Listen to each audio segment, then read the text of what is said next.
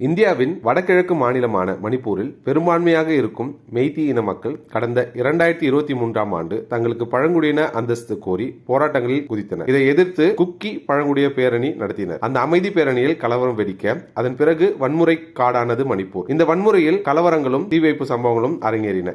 சில நாட்கள் மணிப்பூர் முழுவதும் பற்றி எரிந்தது.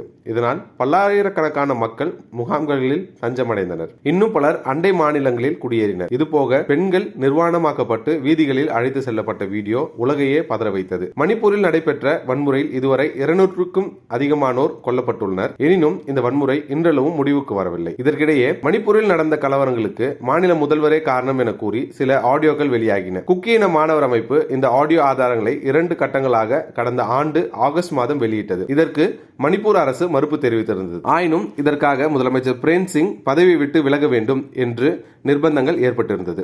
ஆட்சிக்கு எதிராக நம்பிக்கையில்லா தீர்மானம் கொண்டு வரப்படும் என காங்கிரஸ் கட்சியும் கூறியிருந்தது. இதனிடையே கடந்த பிப்ரவரி 19ஆம் தேதி ஆளுநரை சந்தித்து ராஜினாமா கடிதத்தை பிரேம் சிங் அளித்தார். அவருடைய ராஜினாமாவை ஏற்றுக்கொண்ட ஆளுநர் அஜய்குமார் பல்லா மாற்று ஏற்பாடு செய்யும் வரை முதலமைச்சர் பதவியில் தொடருமாறு பிரேம் சிங்கை கேட்டுக்கொண்டார். இதற்கிடையே பாஜக தலைவர்கள் ஒன்று கூடி அடுத்த முதல்வர் குறித்து விவாதித்தனர். இதில் ஒரு முடிவு எட்டப்படவில்லை.